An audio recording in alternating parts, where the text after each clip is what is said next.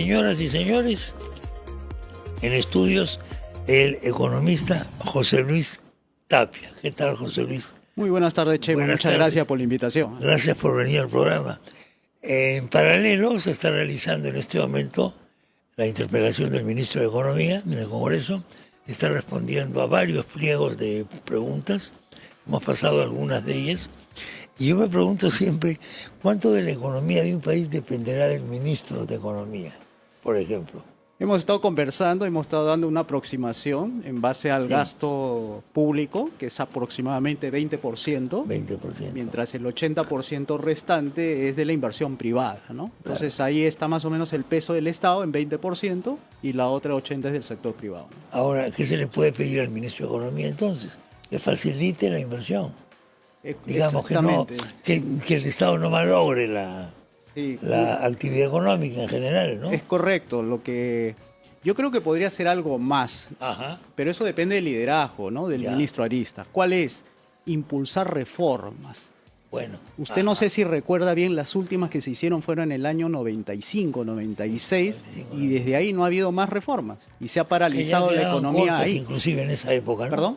Me parece que en esa época ya se quedaban cortas. Sí, porque necesitamos reformas de segunda, hay de tercera generación, lo cual es que hay que abrir más los mercados, desregular, bajar impuestos, bajar tamaño del Estado, y todo eso contribuye pues a alentar la inversión privada, que justamente está mirando cómo está el panorama económico, ¿no? Cómo está el panorama. Te van a decir, ok, a todo, menos un punto peligroso,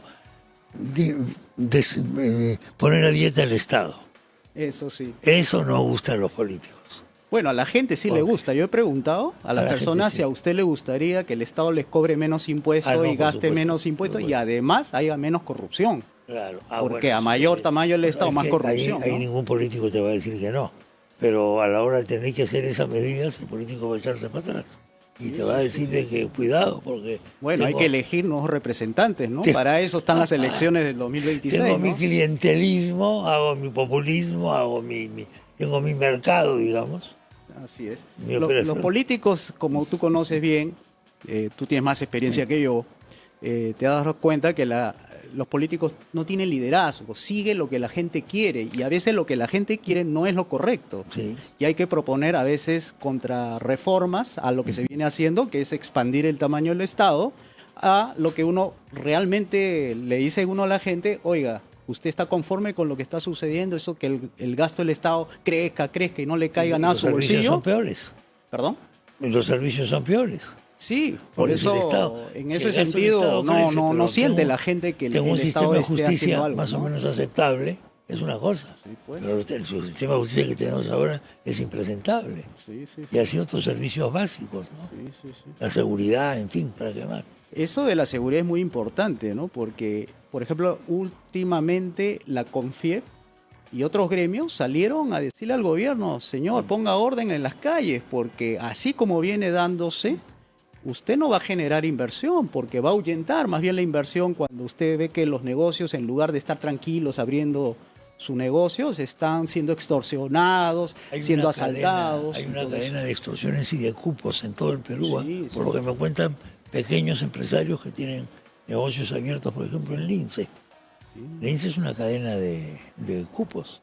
Sí. Entonces, ¿cómo puedo abrir un negocio ahí? Y San Juan del Lurigancho, ni que diga, porque la situación ahí está. Todos los días que yo veo noticieros, sale más de ese distrito, la cantidad de asaltos, robos, inclusive a los mototaxistas, los asaltan a plena luz de día y los asesinan a plena luz del día. Por no pagar los cupos. Por no pagar los cupos, porque ya imagínense, eso, ¿no? Ya ni siquiera pues las grandes mafias, ¿no? Que asaltan pues bancos, no, ahora están asaltando a las pequeñas personas con sus negocios pequeños en mototaxis. Es increíble, pero eso es justamente lo que le decía, ¿no? El Estado no está ofreciendo la seguridad que eso hace que la gente pues pueda seguir trabajando, invirtiendo, ¿no? Y están, como dicen, aguantados a ver que las cosas vayan a cambiar a partir del 2026, ¿no? Peligroso, ¿no? Porque ya dejas avanzar el crimen así, ¿no? Yo estoy proponiendo a que San Antonio y un grupo de santos nos asista, porque me parece que es la única forma que vamos a tener. La ciencia política no te ayuda a entender lo que está ocurriendo. Sí, va contra toda la lógica. Bueno, aunque la política no se No es muy rige mucho lógica. por la lógica, ¿no? Es más emotiva, más Es emocional. irracional en algunos casos. Totalmente irracional, diría yo, en muchos Sin embargo, tiene tanta responsabilidad la política para nuestras vidas, porque si no hubiera política habría violencia, que ese es el reemplazo natural. No se entiende la persona, se agarran pues a golpes, ¿no? Entonces la política debe ser y es en realidad el mecanismo para evitar la anarquía. Fíjese, Haití. En Haití no hay política, hay mafias privadas que controlan buena parte del Puerto Príncipe. Yo no voy a comparar al Perú con Haití, obviamente, pero en el Perú tenemos varias zonas grises donde la autoridad del Estado está más o menos entre paréntesis Sí, y es reemplazada por una actividad delictiva. exacto. Esto ya ha ocurrido en muchos países, ¿no? Sí, Bueno, en la época de Al Capone ocurrió en Estados Unidos. sí, correcto. Ocurrió en Estados Unidos. Había zonas grises en las que el Estado prácticamente no intervenía, pero las mafias cobraban cupo, etcétera. Esto ha ocurrido hasta el crack de Wall Street casi. En Estados Unidos, ¿no? Por supuesto, después ya la cosa cambió. Pero acá parece que estamos con 100 años atrás en todo. No, da la impresión de que todavía nos considera. Ahora, ¿cómo se le explica a un político que la responsabilidad es decisiva para que haya crecimiento económico, para que haya empleo, para que haya mínimo pues de bienestar y que el Estado tenga recursos para cumplir adecuadamente sus servicios? ¿Cómo le dices tú, economista? Sí, por supuesto. ¿Cómo le dices a un político que dice, sí, eso díselo a mis bases, no van a votar por mí? ¿Cómo se le puede persuadir de eso? Imagínense que hubiera un buen político con liderazgo y le dijera a la gente, señores, vamos a reducir la cantidad de impuestos, que ahorita son 35, y le vamos a bajar a un solo impuesto. Fíjese, uno nada más. Y le traduce esa medida en el bienestar de las personas. Eso significa más o menos que el tarro de leche que ahorita está a 4 soles, bajaría a 2 soles. O el pago de un recibo de agua que está en 200 lo bajaría a 100. Agua, gas, esto... Y en realidad todos los precios y corriente, una serie de costos, cosas. incluso las empresitas que pagan una cantidad de dinero por comprar ciertas mercaderías, le bajaría la mitad del precio y sería más competitivo. Entonces, las personas sienten que esa medida le beneficia porque van a pagar menos de lo que vienen pagando. Ahora, si nos atrevemos a un político con más visión de estadista y este dijera, ¿saben qué, señores? Vamos a retornar al patrón oro, como era antes, ¿no? 1950 para atrás. Eso significa de que en lugar de hablar de inflación, estaríamos hablando de deflación. Deflación, sí. Y entonces la gente diría, esa medida me beneficia porque mi dinero vale más en el tiempo, no como ahora, que el dinero del Banco Central hace de que tengamos inflación y nuestro dinero vale menos cada vez más. Entonces, esas dos medidas que le he dicho es súper beneficiosa para el bolsillo de la gente. No se necesita grandes proezas en términos de gasto del Estado, ¿no? Sino de ahorro, ¿no? Más que todo, ¿no? ¿Se puede hacer eso en democracia? Me refiero. Esto tú tienes que ponerlo a competir en una campaña electoral. Inclusive si llegas a ganar, tienes que ponerlo a competir con una serie de otras cosas y de gente que te va a decir esto no funciona en un país tan diverso como el Perú, porque claro, el Perú incluye varias naciones casi, varios países con lógicas muy diferentes. A veces no podemos hacer una cosa plana, ¿no? Si no tenemos esto. ¿Es posible hacerlo así? Es posible, ¿sabe por qué, Chema? Porque si tú vas a los ejemplos sencillos a las personas, como por ejemplo esto del tarro de leche, Sí. tú le puedes convencer a las personas, ¿no? De decirle, mira, esto te va a ayudar porque esto te va a poner, por ejemplo, que ahorita tú ganas 1.500 soles y puedes ganar 20 veces más, Claro. como ocurre en otros países del mundo. ¿Qué medidas entonces te va a preguntar? Tendría que dar la política para que yo gane más de los 1.500 soles. Simple. Hay que bajar el tamaño del Estado, hay que bajar los impuestos, hay que abrir los mercados, desregular la economía y privatizar todas las empresas públicas. Y recién ahí vas a ver cómo tus ingresos por productividad vas a empezar a ganar 2.000 soles, luego vas a tener más empleo, tus hijos van a regresar del extranjero acá a trabajar y todo Doctor, eso. muy interesante, pero ¿qué hago con Petroperú? Yo tengo mis hijos trabajando ahí. En Petroperú, que usted la quiere reducir, la quiere poner a dieta. Tengo un montón de miembros del partido que pagan su cuota trabajando en Petroperú desde el año no sé cuántos y somos de la sociedad de amigos de tal cosa que financia Petroperú, porque nos regala las camisetas del equipo de fútbol, y además va a auspiciar un concurso literario, y además va a auspiciar al club de danzas folclóricas de tal lugar. Ajá. ¿Qué me ofrece usted a cambio de eso? Y ahí le respondería sí, le diría, mire, las privatizaciones de los 90 fueron el dinero directamente al gobierno. La propuesta que nosotros estamos haciendo, el Movimiento 5 Reformas, es pasar la propiedad a mano del público, pero bajo accionariado difundido, es decir, acciones privadas para cada peruano mayor de 18 años. Entonces, la persona que se siente que la privatización de Petroperú lo va a perjudicar, no. ¿Por qué? Porque son todos los peruanos, incluyendo a esa persona preocupada. Sería accionista. Que sería un accionista y tendría la preocupación por contratar a un gerente o asociarse a una buena empresa que reflote Petroperú y tenga los incentivos necesarios para poner a las personas adecuadas en los puestos de gerenciales. Y hay un problema de competencias profesionales. Sí, por supuesto. Ese es tremendo. Me hace acordar este planteamiento lo del canon minero. ¿Usted es partidario de que el canon minero sea entregado de manera como a la manera de un accionariado difundido? ¿Un capitalismo popular con acciones para la gente en la empresa? No. ¿O a la comunidad? ¿Cómo sería? Porque justamente le acabo de mencionar que estamos proponiendo un solo impuesto. Con el IGB usted cubre los gastos del Estado de 5 ministerios nada más, ¿no? Que sería Defensa, Interior, Justicia, Relaciones Exteriores y Transporte, para que vea caminos, carreteras y todo eso. Entonces, ese dinero sobrante se le devuelve a la gente. Entonces, ahí incluye lo que usted ha señalado. ¿Para qué canon?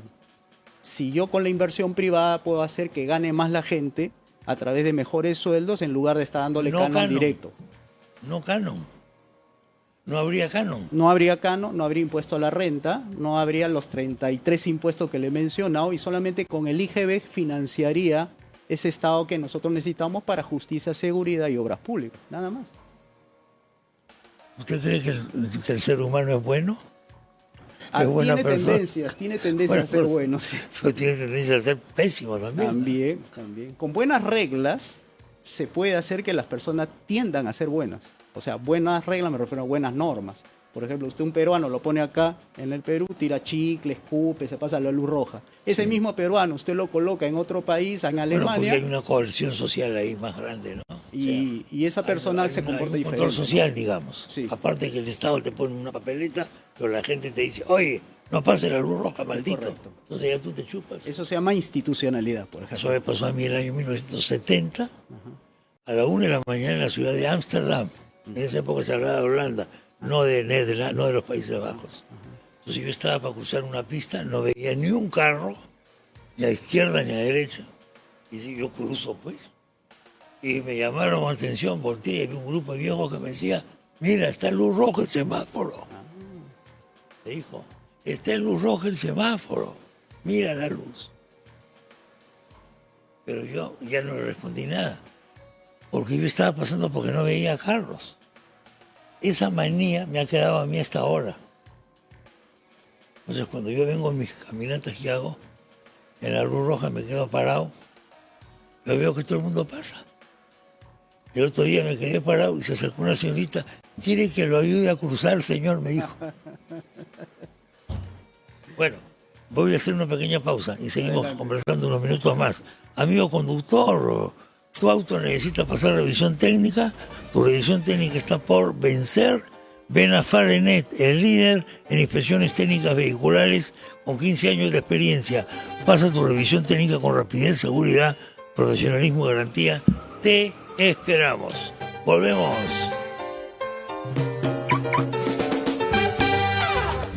Estamos viendo PBO con Chema Salcedo. Siempre soñé con ser tecnólogo médico en terapia física y rehabilitación y cambiar mi historia y la de mi familia. Hoy puedo cumplir ese sueño estudiando terapia física y rehabilitación en la UMA, Universidad María Auxiliadora, que con sus horarios flexibles, modernos laboratorios, convenios y pensiones accesibles, me permite estudiar sin dejar de trabajar. Estudiar terapia física y rehabilitación en la UMA es la mejor inversión que estoy haciendo en mi futuro. Tú también puedes cumplir tus sueños. Estudia en la UMA, Universidad María Auxiliadora, y cambia tu historia. Para más información visita www.uma.edu.pe y aprovecha nuestras promociones vigentes. Bienvenido a Calicanto, inspiración y naturaleza en cada rincón. Calicanto está ubicado estratégicamente en el kilómetro 92.5 de la Panamericana Sur, muy cerca del Boulevard de Asia, en la zona de mayor potencial inmobiliario. Descubre exclusivos lotes desde 240 metros cuadrados, en un entorno temático inspirado en la arquitectura romana. Aprovecha nuestros precios mágicos desde $25.999. Visítanos en aventura.pe o llámanos al 905-457-777. Calicanto, tu próximo destino. Condominios Aventura. Vive la magia.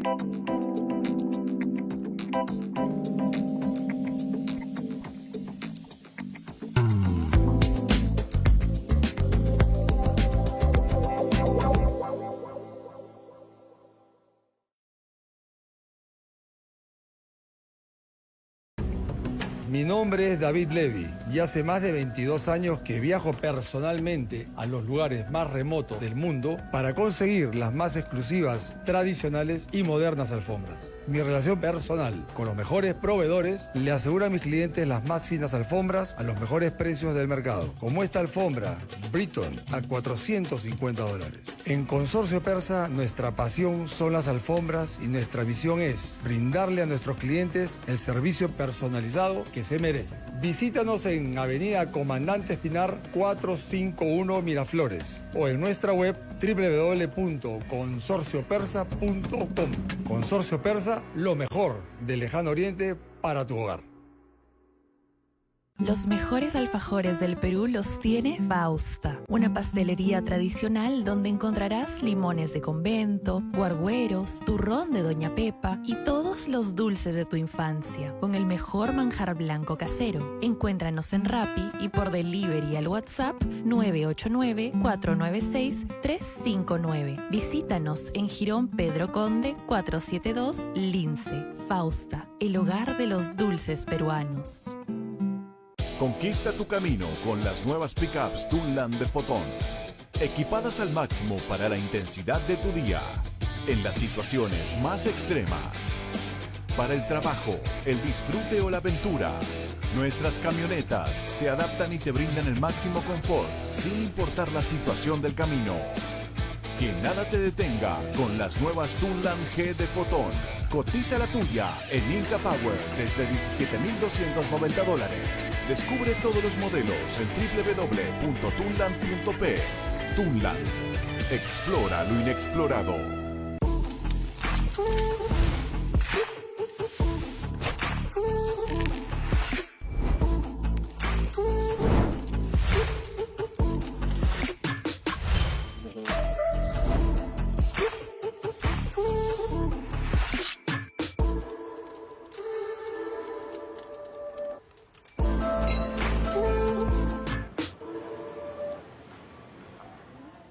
Fiberlux, empresa 100% peruana. Más de 12.000 kilómetros de fibra óptica en 92 ciudades a nivel nacional, con más de 5.000 clientes corporativos. Ofrecemos conectividad empresarial, servicios gestionados, ciberseguridad, data center and cloud. Contamos con soporte técnico permanente con ingenieros especializados en red. Fiberlux, conectividad y soluciones TI. Estamos viendo PBO con Chema Salcedo.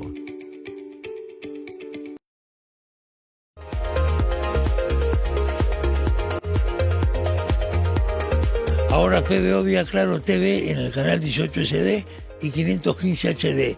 Disfrute de la programación de PBO las 24 horas del día. La señal de PBO está disponible en cable a nivel nacional. Encuéntranos también en el Grupo de Benecer, Telecomunicaciones Paira Samán, Nuevo Horizonte Radio TV, Multivisión Cable, Antel Telecomunicaciones, Cable en la Florida, Serviviela Cable, Olas Internet y ahora por Win Televisión. Sintonice PBO. Aprovecha que Win acaba de lanzar su super promoción del mes. 1000 megabytes a solo 129 soles. Increíble. Y recuerda que Win es el internet más rápido del Perú según Speed Test y la mejor empresa de internet y telecomunicaciones del Perú e Iberoamérica según ISO.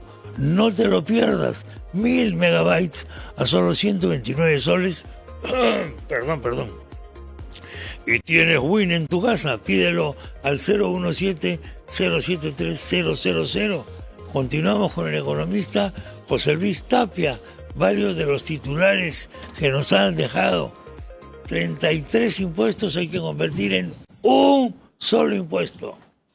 ¿Cómo explicarle al público, al pueblo, que el Estado tiene que adelgazar, diciéndole cómo puede mejorar su situación económica y cómo puede bajar el precio, el típico producto ancla para explicar las subidas y bajar el precio? Hay dos en el Perú: el pollo y el tarro de leche Gloria. Os digo, perdón, Gloria de cualquier otra marca, pero la leche evaporada es una cosa peruanísima. Y entonces tiene que haber una explicación. El político tiene que comprarse el pleito para hacer esto con liderazgo. Y luego pasamos, yo le pregunté, por ejemplo, él decía, Petroperú hay que ser accionariado difundido. Canon no se necesita porque hay que hacer efectivamente una reforma en la cual se va a cobrar un único impuesto. Y así sucesivamente. Comenzamos preguntándole al economista cuánto de la economía depende del ministro de Economía. Un cálculo simple llegó a decir 20%, que es el volumen del sector público, digamos. El resto de la inversión depende del sector privado. Vamos a pasar revista a varias cosas entonces. Sistema previsional, jubilaciones, AFP, etcétera. ¿Qué está ocurriendo en este momento? Que es una ley mala la que se ha dado. La que se ha aprobado. Porque esa ley beneficia más a las AFP, y lo dice de todas las tendencias, izquierda, derecha, centro. Y lo que ha pasado es que ahora va a tener 1.200 millones más las AFP para poder administrar, lo cual es como un regalo de Navidad que le han adelantado, porque antes le quitaban por razones del retiro del séptimo, el sexto, el cuarto, y más o menos de un promedio se habrá ido unos 110.000 millones de su bolsillo, digamos, de los AFP, por ponerlo así de manera figurativa. Ahora le están dando 1.200 por ahí más, o sea, va a tener más dinero. Y además le quita la posibilidad de cortarle todos los retiros a futuro a todas las personas, lo cual está mal, porque la gente es su dinero, recuerde, no es dinero de ellos. Y han puesto una ley que encima le quita la posibilidad a la gente joven, de 40 años para abajo, de poder disponer de su dinero, ¿no? En teoría esa ley ha sido motivada en la necesidad de apoyar a la economía popular, digamos, en situaciones complicadas como la que tenemos en este momento. Claro, esa es la idea, ¿no? El retiro no lo retira uno porque, bueno, tiene un capricho, ¿no? Lo retira porque tiene una necesidad. Necesito. Exacto. Entonces ahora, como estamos en una recesión donde la gente siente que no está entrando tanto dinero a su bolsillo, es lícito, es legal, es moral que las personas tengan su dinero cuando lo necesiten, ¿no? Entonces ahí es donde entra la ley que ha puesto fin a eso. O sea, es una mala noticia para nosotros que cotizamos, de que tengamos para el eso. trabajador, ¿no? Que cotiza, para el empleado, para el sí. Bueno, hay otro ángulo también que se le puede ver, es por el lado de la pensión mínima que se le asegura con esta ley, los 600 soles. Vamos a ver cómo sale el reglamento, cómo es que obtienes esos 600. Lo cual, bueno, en cierta manera me gusta la intención, o sea, me gusta el fin, lo que quieren lograr de la pensión mínima. Pero el problema que yo le encuentro es que para lograr que todos tengan una pensión mínima hay que formalizar la economía. Y ahí tenemos un problema porque el 85% del mercado laboral es informal. O sea, estamos hablando de 17 millones que trabajamos, 13 millones no cotizan, no registran, no tienen ¿Por qué somos beneficios? incapaces de superar la brecha de la informalidad en el Perú, históricamente? Porque las leyes son malas en el Perú, son leyes costosas, son leyes incumplibles. El costo de la formalización. Las leyes en general, por ejemplo, nosotros hemos calculado, ahí en el Instituto de Libre Empresa, que son 32.000 leyes del Congreso hasta ahora aprobadas, más o menos. Más o menos calculamos que un 75% de estas leyes son malas. Incluso hay un observatorio dentro del Congreso que se dedica a monitorear las leyes y ellos han dicho que son como 3.000 las que no sirven. O sea, a esto todavía hay que quitarle algo más.